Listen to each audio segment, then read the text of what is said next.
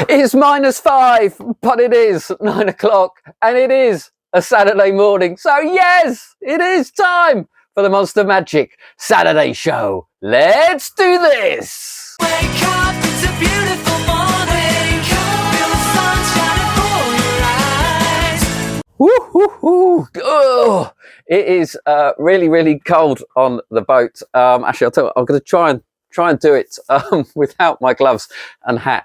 My heating has in fact packed up, so I'm sorry if my nose starts dribbling part way through the show. I do apologise, but come on, let's get on and do some reviews. And first up, we have Final Choice by Miracle Labs. I don't think I've heard of Miracle Labs before, but there you go. This is their take on a bank night routine. You show your participant that you've got 4 envelopes. Each are marked with one of the suits of the playing cards. You then show that you've got 4 playing cards. They get a free selection of any one of them. You turn it over to show which suit they have chosen. You then show that the 3 envelopes that they didn't choose all contain money. The one that they did choose contains your business card. It's a bank night routine. Bank night routines have been around since the 1930s, where sort of Vosburg Lions and Sid Lorraine were publishing ideas in the Jinx magazine. And the bank night is a terrific plot. That is why it's been around for the best part of 100 years. The idea that your participant could have won that money is a great hook. Sometimes people feel that they shouldn't really let them down too much, and perhaps there should be £1 in the envelope or something small reward. That is entirely up to you, but it's a terrific plot. I've played with it a lot, and this is a really nice clean version of it. They get a completely free choice of that playing card. Let me show you what you get in here. Well, I can't actually show you that much of what you get in here. You basically get as the 4 playing cards. You don't get the envelopes. That's up to you. You can choose, make the envelopes up yourself. You've just got to draw or write the suits on them. And it doesn't have to be those envelopes. There is a bonus routine where they do it with nails, a sort of smash and stab routine or whatever. You just use those playing cards to essentially force which envelope or bag or whatever it might be is chosen. And that really, for me, is where the problem comes, because although it's super clean and very easy to do, and it is a completely free choice, which is terrific, there's a complete and utter disconnect. It's rather contrived as to why you've got 4 things on the table to bring out another 4 things that they then choose from, that then indicates which one is on the table. I hope that makes sense. It sounds a very verbose way of saying it, but they might as well just point to one of the envelopes or just named a suit. It doesn't feel like you're adding anything by having these cards. Often with a bank night, there'll be the idea of choosing via a dice, for example, which adds a randomness to it. So that sort of makes sense. But otherwise, people are just normally just naming the envelope. With this, they've got to name a completely separate object that links to it. It just feels a little contrived to me. It does have its advantages. The advantages are simply that the envelopes can be on the table the entire time. They can be in your participants' hands. They can open them. They are ungimmicked. Like I say, you provide them yourself. So from that point of view, it does add an element of strength. And there is a good chance that I'm overthinking it as a magician and that your layperson will not think along these lines. And really, you might come up with a presentation idea that makes the cards feel like a random way of choosing the envelope. The tutorial is just 5 minutes long, which gives you an idea of just how simple this trick is to perform. They do run through a couple of handlings of the cards, and the cards are really nicely printed. They are on rider back stock, so that's great. It's fine. I kind of want to like it more. It just feels a little contrived to be using those cards to have some envelopes picked. But like I say, that does have the advantage of having the envelopes out and in the participant's possession right from the start. And as those cards can be used to force any objects, you're really only limited by your imagination. So it could be the old broken bottles. It could be, as I've done, with hair trimmers. You know, it could just be done with nasty drinks. So it's quite a nice, versatile method. And fingers crossed, the layperson might think about it half as much as me. That is Final Choice by Miracle Labs, $25.99.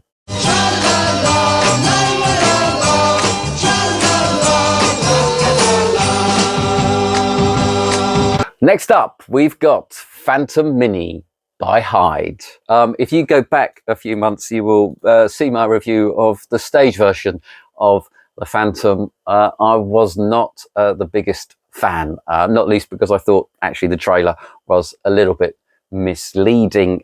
This I like a lot more. The effect is that you show you've got a picture of Harry Houdini in your wallet and you have a card selected, and Harry is going to reveal that card, but he reveals the wrong card. But then you give it a little bit of a shake and it reveals the correct card. It's a nice card reveal that fits in your wallet. It's a lot of fun. It is a lot of fun. It's really well made, I have to say. So here's the gimmick. It's very easy to operate. Let's see if I can do it for you. Not very good at this stuff to camera. So there you go. There you go. Is that your card? No? Is that your card? There you go. Hopefully that's worked. Yes, excellent. It is that. It's as simple as that. The gimmick can be repaired as well, and you get other options in here. So you've got different things you can do. So you've got Marilyn Monroe and a baby that you can change. So baby changes into Marilyn Monroe, the classic baby gag, which I absolutely love. You've also got one of Harry putting his finger up, and then the selection appears on the finger. For certain audiences that might be appropriate. It's really easy to use, the gimmick, and I highlight that because the tutorial is taught by someone who isn't a magician. I don't know whether it's one of the Hyde's team's girlfriend or a model they've hired or an actress. Her English is fine, which is maybe one reason why they've hired her, but she's not a magician and she's never performed this. So shows how easy this is, but you're not going to get any nuances or any great teaching or any great insight from that, which is a bit unfortunate. They do run through how to fix, repair and change the hands. It's all very easy. Just take care. The tutorial is pretty short, so do watch it a couple of times before attempting to change the gimmick. You can swap the gimmick out for this photo, which is genuine, which they can be handed out and examined. Again, that isn't really taught in any great detail at all. There's no performance of this being done, so you don't get to see a whole live performance. So really the whole choreography and everything is down to you. But your wallet should be in play, or an envelope that you've taken the gimmick out of, to show that this is what Harry Houdini is going to do. And then really it's just under the cover of changing hands with the wallet that you swap out the Polaroid. There is a clip of it being done, but that's it. The person doing the tutorial doesn't mention exactly how it's done, or you know, finger placements or any detail whatsoever. And it's the tutorial really that sort of lets this down. The build quality is surprisingly good. I have had issues with Hyde before in the past. This looks very nice indeed. If I was being really nitpicky, I wonder whether Harry Houdini is just a little old hat now. I know us magicians love him and we recognise this photo of him, but do lay people, I don't know, it might have been more fun to have a slightly different celebrity use their creativity and come up with something a little bit different. The other issue is the price. I don't know how hard that gimmick is to make. I don't know how time consuming it is, but if this was half the price, I would be highly recommending it. It is a great little reveal to carry around in your wallet. I'd carry it around in something like the sleeve it comes in to keep it protected. And it's the right size to fit in even a credit card holder wallet rather than any big wallet as well. I was a little disappointed with the size when I first saw it, to be honest, thinking that's not really going to play for, you know, a large table, but it will. You just got to make sure that everyone's attention is on the photograph, because they don't know what's going to happen. So make sure everyone is looking Harry and the photograph when you do the trick, please. Otherwise the revelation will be wasted. But yeah, the fact it is small enough to easily fit and easily carry around is a real bonus. They don't actually teach how to force a card or to force Marilyn Monroe. That's up to you. You have to delve into your magic knowledge of how to do that. It is a really lovely card reveal. It's strong, quirky, something your audience will not have seen before. You know, it's a really, really enjoyable little routine. Whether or not it is worth the price, only you can decide. That is the Phantom Mini by Hyde, $81.99. Next up, it's New Wave by Joel Miranda and Victor Sanz. This is the thing everybody has been talking about. It is Victor Sanz's take on the brainwave plot. You ask your participant to name any value between ace and king. It's a completely free choice. You then bring out your wallet and show that it's got 4 cards in it. You ask your participant to choose a suit. You then pull out the 4 cards, and the card that they selected is the only one face up. You then show that it's the only one with a red back, and you then show it is the only one with a face.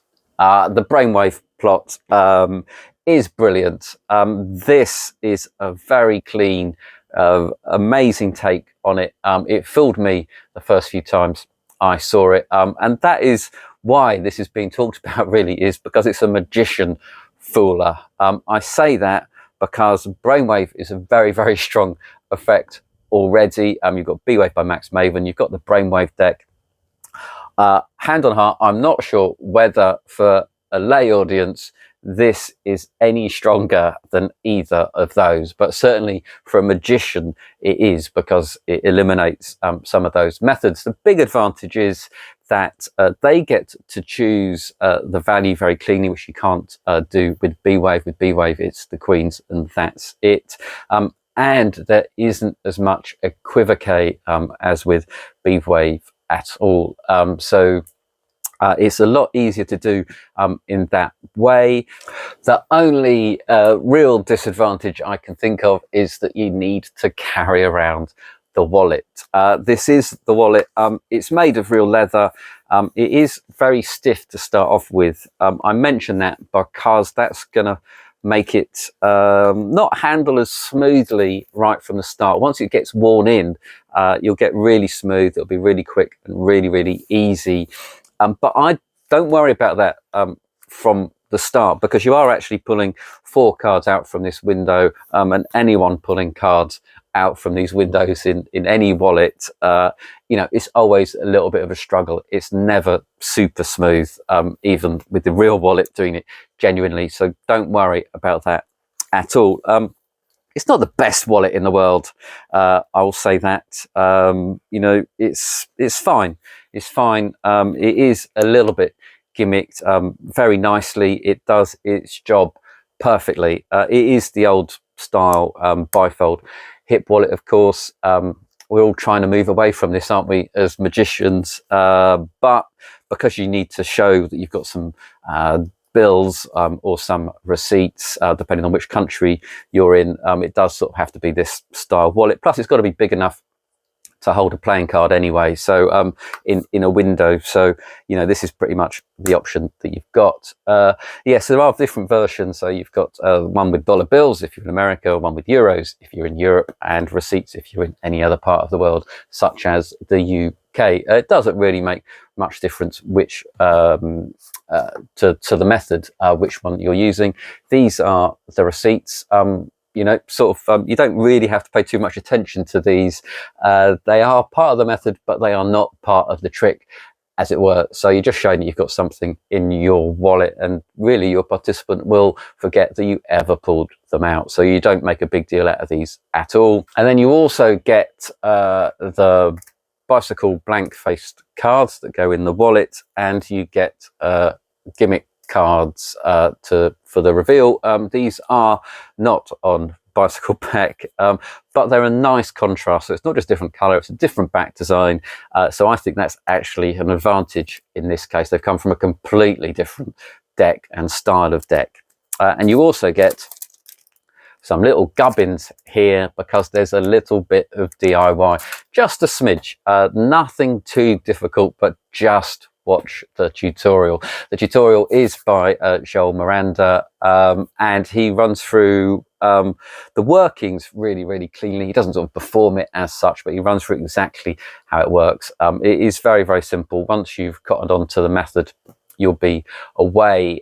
So you get a nice little what you receive video, and then you get a separate video of how to make the gimmicks, then you get a separate video of how the trick works. So you don't have to run through everything. You can just remind yourself of certain parts of the tutorial at will. The one thing the tutorial is missing is perhaps some sort of insight in how to build the effect up, or how to play the effect, or any sort of nuances that come with the experience. I don't think Joao Miranda's been performing it, and Victor Sanz isn't on the tutorial, but that is up to you as a magician to make this play as strong as possible. And I think if you watch the trailer, you'll see Victor performing it. It is a really strong version of Brainwave.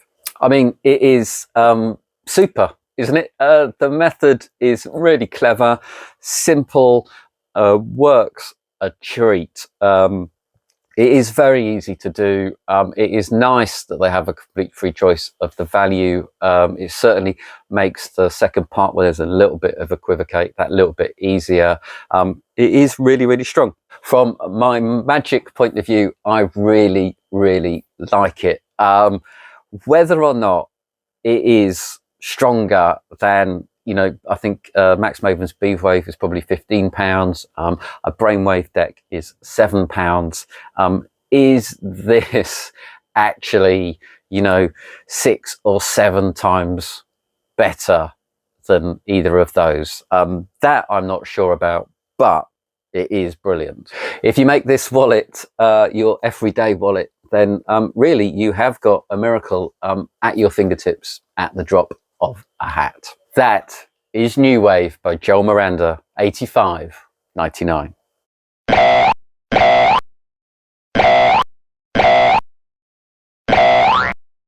And finally, before frozen bits start dropping off me, it's Fortuna by David Jonathan and Nicholas Mavresis.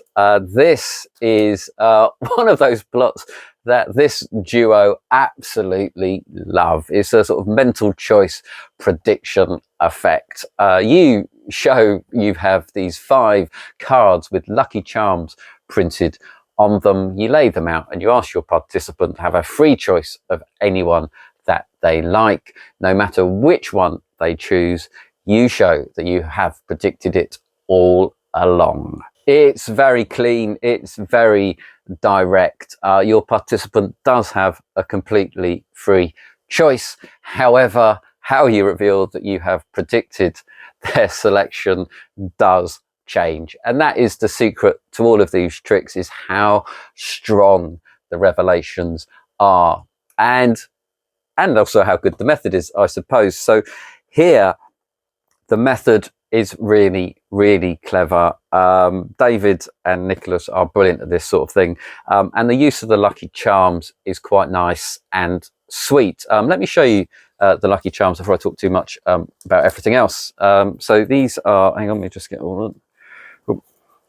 So these are the cards that you get. So you get a cornicello, get an elephant, that's a lucky animal in Asia quite a lot. Toomey, horseshoe, lucky absolutely everywhere, the lucky horseshoe, and caduceus, which I think is the staff. It's Greek, isn't it? It's the used in hospitals a lot. Is it the Greek staff of Hades or Hydra? Something like that.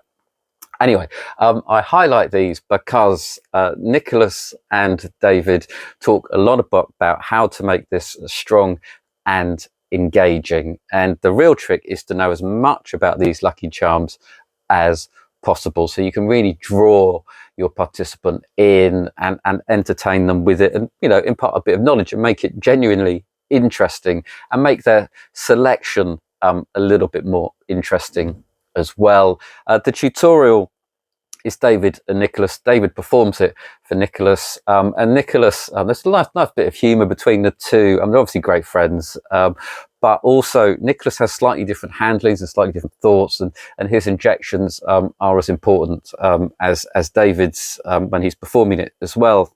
They've each got slightly different views, but they're all talking about how to make this play as well as possible. Some of the revelations, I've got my favourites, but they are all completely legitimately, completely really strong, and completely feel like the only way the trick could have gone. And that is the secret to any trick of this style and nature, is that it has to feel that that is the only way it could go. David and Jonathan have done that. So that is great. I like the elephant more than the cornicello, but you know, that's just the way I am. And it's really up to me to make that ending that I'm not particularly fond of, that little bit stronger and punchier. As the way the cards are laid out, I think psychologically, the best ones, in my opinion, are more likely to be chosen. So that's really nice as well. The cards are really nicely printed, as you'd expect from these two. The props are really, really nice. Method wise, it is very straightforward, very easy. Obviously, you've got to remember the different revelations, and that is it. You don't always end completely clean. Some of the revelations, maybe that's why I prefer them. You can leave everything on the table and you are clean. So maybe that's why they're my favourites, but also some of them are quite quirky. There's something about this, because this is a very popular plot, and there's something about this that I think just elevates it, for me anyway, above a lot of the others that have gone before. Maybe it is the strength of the revelations. Maybe it's the charm of the lucky charms. I don't know. I don't even think it's the strength of the revelations. I just think it's the fun way that they are revealed. It is a really nice iteration of mental choice prediction effect. It is Fortuna by David Jonathan and Nicholas Mavresis, 23.99. He shouldn't have jumped. The show's not that bad. And that's it for this week's show. I'm afraid I am off to put gloves, hat, lots and lots of layers on. But come on, until now and next week, grab some magic, go out there and have some fun with the best hobby in the world. Bye-bye.